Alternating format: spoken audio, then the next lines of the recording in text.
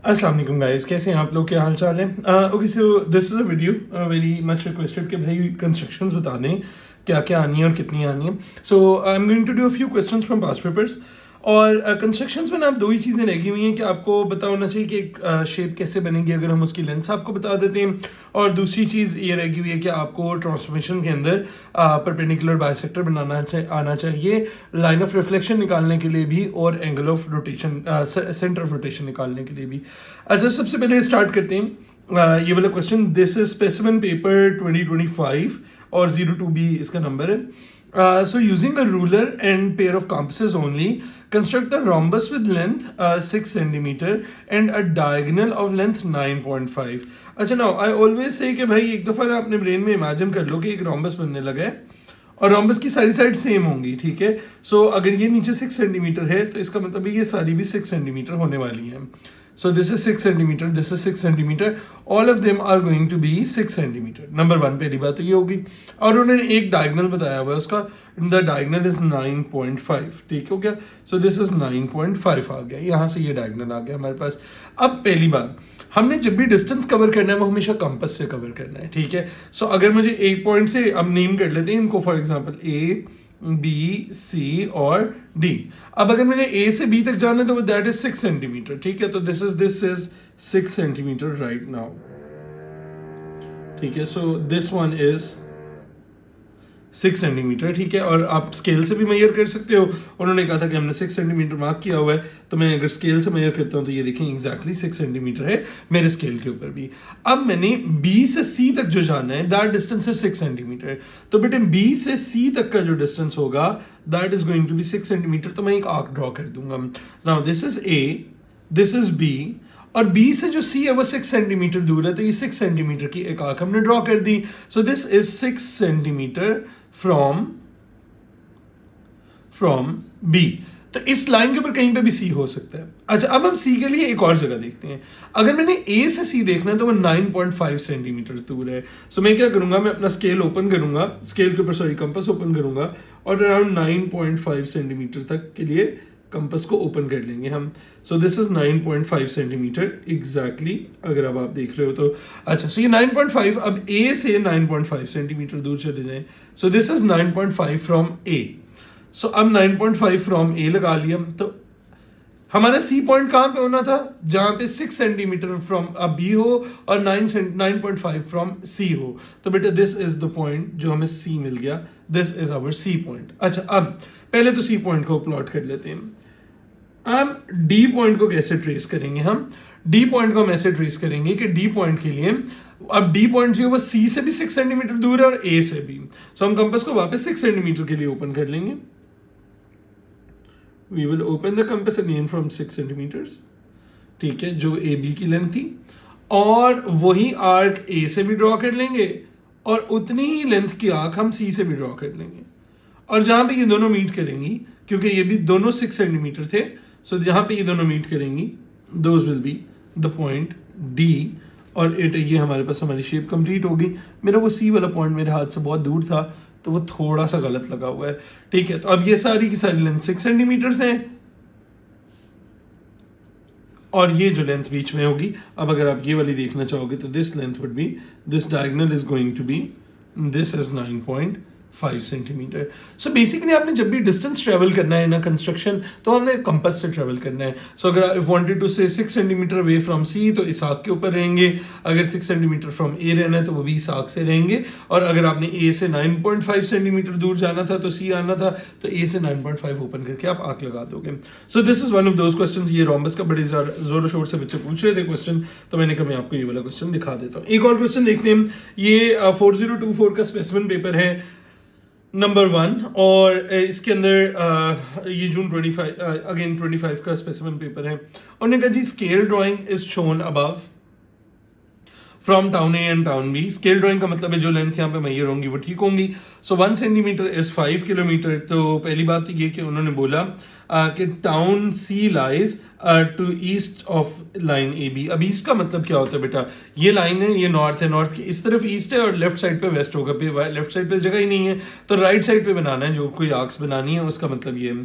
25 kilometre from ए, अब scale अगर देखें हम 1 सेंटीमीटर फॉर 5 किलोमीटर है तो 25 किलोमीटर का मतलब होगा 5 सेंटीमीटर की लाइन लगाने लगे हम, और ये 8 सेंटीमीटर की लाइन लगाने लगे। अब देखिए टाउन सी जो है वो ए से 5 सेंटीमीटर दूर है और बी से 8 सेंटीमीटर दूर है। सो आइए पहले 5 सेंटीमीटर की कंपास खोल लेते हैं और फिर 8 सेंटीमीटर का। सो पहले तो सबसे 5 सेंटीमीटर के लिए कंपास ओपन कर लेंगे and this is about 5 centimetre. ठीक है, तो ए पे रख के बेटा कंपास ए से 5 सेंटीमीटर का आर्क ड्रॉ कर देंगे आप। ठीक है, ऐसे नॉर्मल सा लाइट सा आर्क ड्रॉ कर देंगे। अच्छा, और 8 सेंटीमीटर का आर्क है जी, उसके बाद from the second point B point से बेटे 8 सेंटीमीटर का आर्क है, यहाँ पे बी पे रखेंगे, यहाँ से आर्क दोबारा ड्रॉ कर देंगे। अच्छा, अभी देखो आर्क्स नहीं कट हुए तो इसमें कोई परेशान होने वाली जरूरत नहीं है। अब दोबारा 5 सेंटीमीटर का आर्क वापस ओपन कर लेंगे और so यहाँ पे आ जाएगा 5 सेंटीमीटर ये। सो इस अपनी जो पुरानी आर्क थी बेटा इसको हम थोड़ा सा एक्सटेंड कर लेंगे, तो जहां भी ये मीट करेगा बेटा दिस इज पॉइंट सी। और यही कंस्ट्रक्शन है मेन जो हमारे सिलेबस में रहेगी। जो रोम्बस भी नजर आया था आपको वो बेसिकली 2 ट्रायंगल्स बन रहे थे, वो रोम्बस नहीं था, 2 ट्रायंगल से बनवाया हुआ था हमने रोम्बस आपसे। अच्छा, तो ये हमारे पास क्या आ गया जी, हमारे पास पॉइंट सी आ गया। Measure the bearing of C from town A, तो अब आप ए के ऊपर डी रखेंगे और ये वाला बेयरिंग मेजर कर लेंगे और that is it, that is all you need. अच्छा जी, अगला क्वेश्चन देखते हैं। So for the next question what you have to do is you have to see के उन्होंने कहा था कि ये 2 पॉइंट्स हैं, पॉइंट ए और बी हैं, और light house L lies to the east of, पहले तो एक्चुअल डिस्टेंस निकालना है। So 1 centimetre represents 5.5 kilometre. ठीक है, सो हम ए से बी तक के लिए स्केल रखते हैं और डिस्टेंस देखते हैं जी कि कितना डिस्टेंस आ रहा है यहाँ पे। सो ये कुछ आ रहा है, कोई 4.2 किलोमीटर के करीब आ रहा है।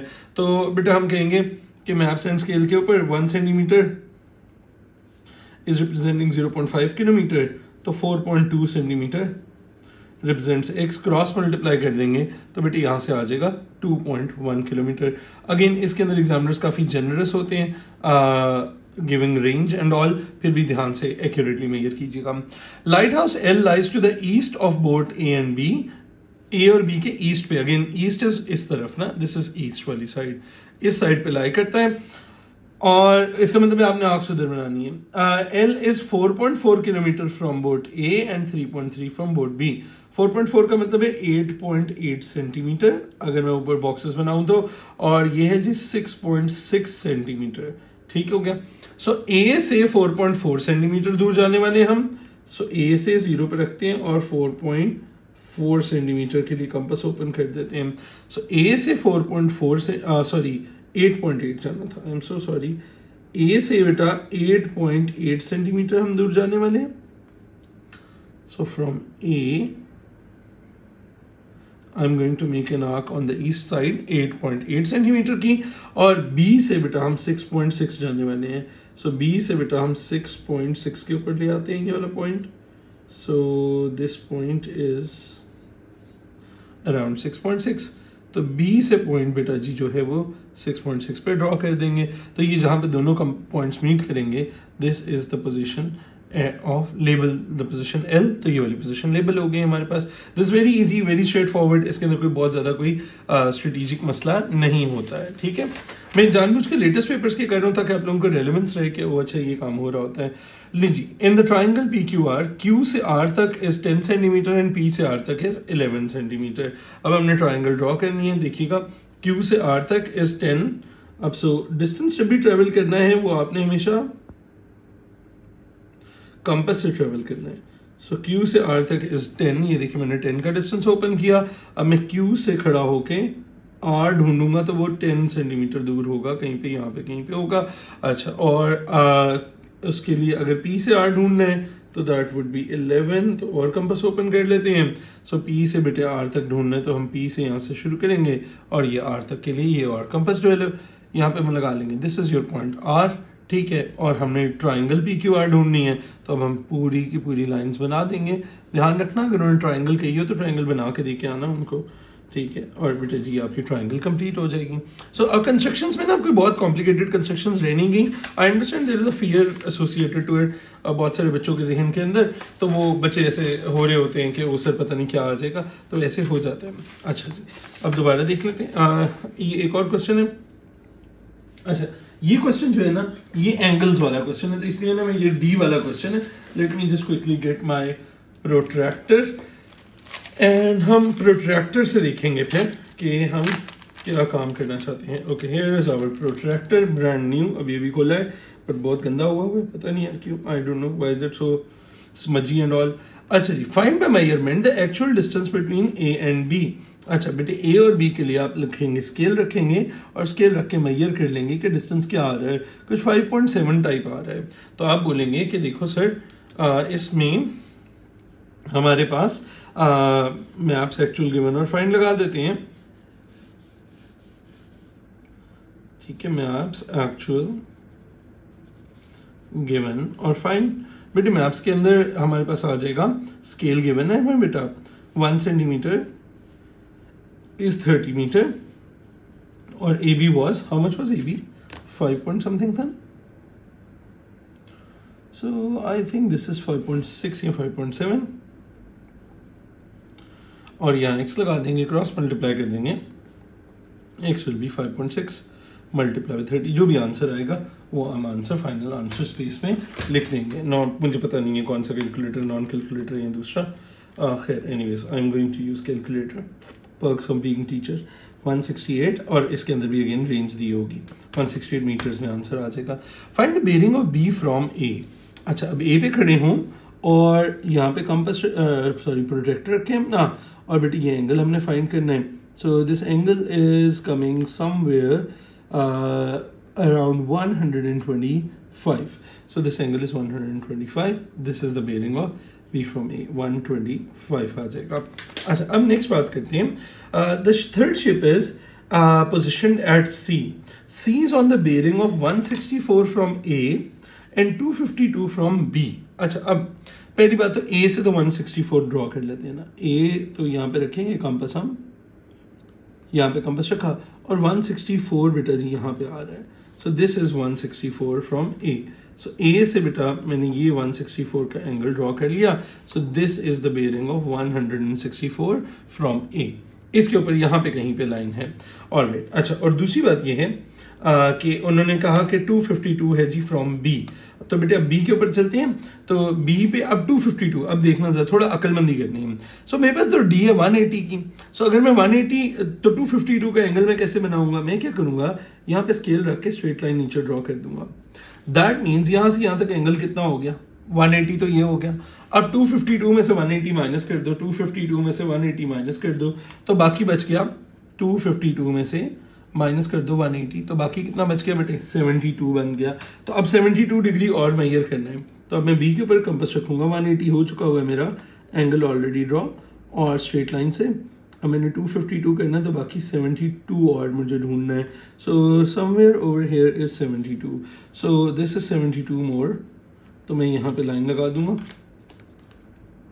स्केल से। सो दिस इज 72 मोर, तो ये पूरे का पूरा 252 हो चुका होगा अब तक।